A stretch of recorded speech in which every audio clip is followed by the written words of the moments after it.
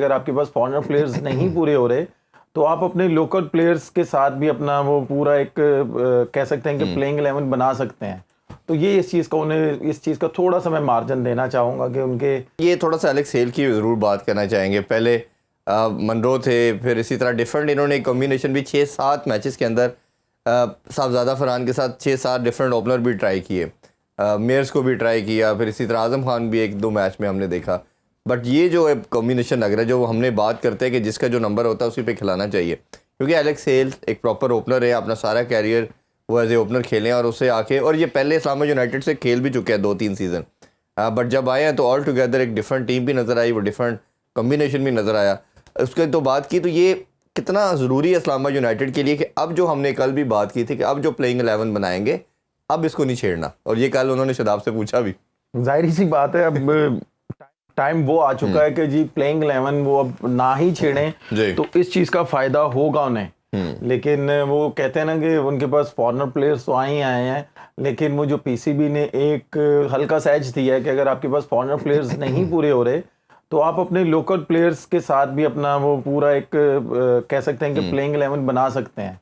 तो ये इस चीज़ का थोड़ा सा मैं मार्जिन देना चाहूँगा कि उनके वो प्लेयर्स अगर आए भी हैं तो फिर भी उन्होंने अपनी वो 11 साइड खिलाई है कि अब हमने इसको नहीं छेड़ना। होपफुली आप और मैं इस पे पूरी उम्मीद करते हैं कि वो ना ही छेड़ें तो ये आखिर तक टीम जानी चाहिए। अब तो अब आपके पास ऑप्शन भी 2-3 मैचेस की रह गए हैं, अगर अब आप अपने कॉम्बिनेशन को छेड़ेंगे तो प्रॉब्लम में आ सकते हैं। अच्छा, ये टॉस की वाले से बात करना चाहेंगे। पिंडी का रिकॉर्ड भी यही बताता है कि जो टीम टॉस जीती है वो बैटिंग करती है, और हमने कल भी बाबर आजम के हवाले से, ज़ल्मी के हवाले से भी बात की थी कि उन्होंने भी चेज़ का डिसीजन लिया। चले उसमें फिर भी एक लॉजिक थी कि चले कम ओवर का मैच है तो हम जो भी टारगेट है चेज़ करते हैं, बट ये कल भी डिसीजन हमने समझ से बियॉन्ड था कि टॉस जीत के पहले उनको बैटिंग देना। आपको लगता है कि ये कहीं ना कहीं कैप्टन गलती कर रहे हैं? देखिए अब तो ये टूर्नामेंट ख़त्म होने पे आया है, ठीक है। जब से ये टूर्नामेंट स्टार्ट हुआ है मेरा ख्याल है आप और मैं यहीं पे बैठ के ये बात करेंगे यार जिसको भी टॉस जीते वो पहले बैटिंग करे, क्योंकि ये जो विकेटें बन रही हैं ये सेकंड टाइम प्रॉब्लम क्रिएट कर रही हैं। और आपके सामने ही है कि देखिए फर्स्ट टाइम जितना अच्छा बल्ले पे बॉल आ रहा था वो सेकंड टाइम नहीं आ रहा था। सेकंड टाइम बॉल स्किट होकर नीचे रह रहा था, चाहे वो स्पिनर हैं चाहे फास्ट बॉलर हैं। तो ये चीज़ हर टीम को सोचनी चाहिए। अब तो जो आगे वाले राउंड्स हैं तो मेरा ख्याल है कि इसी तरह की विकेटें बनेंगी, क्योंकि हो सकता है शायद मे बी विकेटें चेंज करें। अगर ये विकेटें चेंज करेंगे तो सारी टीमें स्ट्रगल करेंगी, वो क्राउड भी वो उस तरह का एंजॉय नहीं कर पाएगा। इनको इसी तरह ही विकेटों को चलाना चाहिए। जो भी क्रिएटर हैं हमारे पाकिस्तान के उनको फ्री हैंड देना चाहिए और उनको कहना चाहिए कि भाई अब ये जो मैचेस चल रहे हैं पीछे जो हो गया उसको हमने पैक करके डस्टबिन में डाल दिया है। अब हमने जो भी अगले मैच होंगे अगले राउंड के, हमें ये चाहिए कि भाई हमने 40 ओवरों में या वाइड वगैरह डाल के नो बॉल डाल के अगर 42-44 ओवरों में हमने 400 प्लस देखना है पूरे दिन में स्कोर, तो तब क्राउड एंजॉय करेगा। बिल्कुल ऐसे ही। तो क्रिएटर को ये समझना चाहिए कि भाई अगर जो टीम की रिक्वायरमेंट्स हैं और जो पीछे से हमें एडवाइस मिल रही है तो उसके मुताबिक मैंने विकेटें बनानी है। तो जो भी टीम टॉस जीते अगले राउंड्स में तो वो पहले बैटिंग करेगी तो उसके लिए आसानी होगी। लेकिन लाहौर में जो विकेट है उसमें हमने देखा है कि दोनों तरह सा देखा है, चेज़ करने वाला भी कई दफ़ा सक्सेसफुल रहा, पहले बैटिंग का भी, उसमें भी बात करेंगे हम।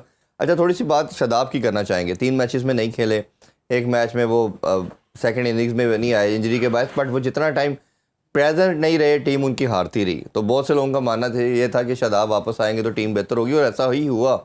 उसने अपनी प्रेजेंस कल फील कराई बैटिंग में, जिस तरह हमने जिक्र किया कि शानदार उन्होंने 42 किए, फिर 4 आउट भी किए उन्होंने। बड़ा अच्छा था, उनकी इक्वेशन बड़ी अच्छी चली, एक टाइम तो हैट्रिक करने के करीब भी आए, बट वो उनकी थोड़ा सा अब्बास अफरीदी ने उनको हिटिंग ज़रा अच्छी कर दी लास्ट ओवर में। तो शादाब की परफॉर्मेंस से आप कितने मुतमईन हैं? आपको लगता है कि ये इस PSL के अंदर एक डिफरेंट तौर पे या बेहतर होता हुआ नज़र आ रहा आपको? देखिए पहली बात तो ये है कि शादाब की अभी तक समझ ही नहीं आ रही कि भाई वो एज ए बैट्समैन है कि बॉलर है। अब आप मुझे खुद बताएं कि उसने जिन बॉलों पे आउट किया है क्या वो बॉल आउट करने वाले थे? पहली बात ये है, ठीक है। और दूसरी बात ये है कि अगर आप और मैं खुले लफ्ज़ों में कहता हूं कि अगर आपने शादाब को खिलाना है ना, जैसे ऑस्ट्रेलियन बैट्समैन है स्टीव स्मिथ, वो जब आए थे वो एज ए लेग स्पिनर आए थे, जी। ठीक है, और उसके बाद उन्होंने उसको बॉलिंग नहीं करवाई, उसको फिर वो उन्होंने प्रॉपर बैट्समैन बनाया है जी। ठीक है। मैं ये समझता हूं कि अगर आप उसको ये समझ रहे हैं ना कि शादाब अजहर अली भी अपने कैरियर में, देखें अजहर अली भी स्टार्टिंग में आया था एज ए लेग स्पिनर आया था, लेकिन माशाल्लाह उसने अपनी बैटिंग ऐसी कर दी कि उसने लेग स्पिन बहुत 1-2 ओवर करता था पूरे दिन में, या 2-3 ओवर करता था टेस्ट मैचों में, कि जहां पे मिसबा भाई को जरूरत होती थी कि यार बॉलरों को थोड़ा सा रेस्ट देना है, ठीक है। या तो आप शादाब को एक क्लियर जॉब दे दें कि भाई हमने आपको एज ए बैट्समैन खिलाना है, तो फिर शादाब प्रॉपर बैट्समैन बन जाए, जैसे स्टीव स्मिथ बना है, दुनिया का नंबर 1 बैट्समैन बना हुआ है, या नंबर 2 टॉप 10 में वो रहता ही रहता है, ठीक है। आप अगर उसको ये क्लियर कर देंगे तो उसके लिए आसानी होगी। अब उसका माइंड 2 तरफ चलेगा तब उसके लिए प्रॉब्लम होगी और टीम इसमें स्ट्रगल करेगी। और अगर 2 तरफ उसका माइंड चलेगा, मैं पूरा पाकिस्तान का मीडिया क्रिटिसाइज करेगा कि भाई हमने इसको as a leg spinner consider कर रहे हैं, हम एज ए बैट्समैन नहीं कर रहे जी। अगर हम इसको एज ए बैट्समैन कंसीडर कर रहे हैं तो भाई फिर बाकी बैट्समैन किधर जा रहे हैं? अगर आपने उनके साथ करनी है ज्यादती तो फिर आप इसको दिल खोल के चांस दें। अगर आपने इसको एज ए कमबैक करवाया था, एज ए बॉलर करवाया था, एज ए बैट्समैन तो नहीं करवाया था। सही है। अगर बैटर तो हमारे पास बहुत है, बॉलिंग का मसला है हमारे तो पास। मैं यही चीज कहना चाह रहा हूं ना कि अगर आपने इसको एज ए बैट्समैन कमबैक करवाया था कि बॉलर कमबैक करवाया था, अगर आपने एज ए बॉलर कमबैक करवाया था तो फिर I am really sorry to say ये बांग्लादेश सीरीज में नहीं बनता। चाहे उसने पीएसएल में परफॉर्मेंस दी है, बैटिंग में दी है या बॉलिंग में दी है, उसने बॉलिंग में किन बॉलों पे आउट किया है? चले आप मुझे बता दें, उसने कोई अच्छा बॉल किया है? आधी विकेटों पे बॉल मारता रहा है, उसका वो टाइम अच्छा था कि उसके हाथ में सारे बॉल चले गए। कोई अच्छे बॉल पे आउट किया हो ना तो मैं बोलूं कि हाँ यार सही है, उसने अच्छी बॉलिंग की है। आप ये देखें कि भाई अगर आपने कमबैक उसको सीरीज करवाई थी, 5 मैच इनफ होते हैं हर प्लेयर के लिए कि भाई हमने इसको एज ए बॉलर दिया था, कमबैक चांस दिया था, नहीं हुआ, ठीक है भाई, जाओ जरा डोमेस्टिक खेल के हो, वहां पे आउट कर ये कि अगर देने भी हैं तो फिर सबके लिए सेम दे, 5 देने हैं 10 देने हैं तो सब प्लेयरों के लिए। मैं वही चीज कहता हूं ना कि रूल एंड रेगुलेशन सबके लिए एक होने चाहिए इरफान भाई।